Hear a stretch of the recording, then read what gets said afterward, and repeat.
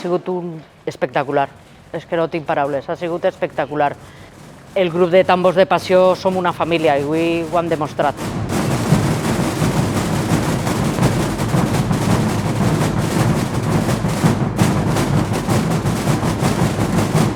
Con unos compañeros magníficos y qué mejor decir, que poder ver a tu mujer, a tus hijos tocando, poder disfrutar lo de Híjar, no tiene palabras.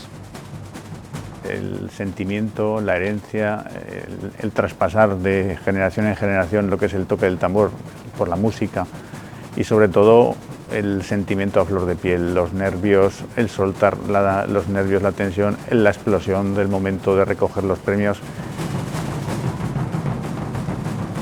Ver a tus compañeros emocionados, ver las sonrisas de bajar del escenario, los llantos de alegría de todo un trabajo hecho, que sí, que mola mucho tocar en los tambores.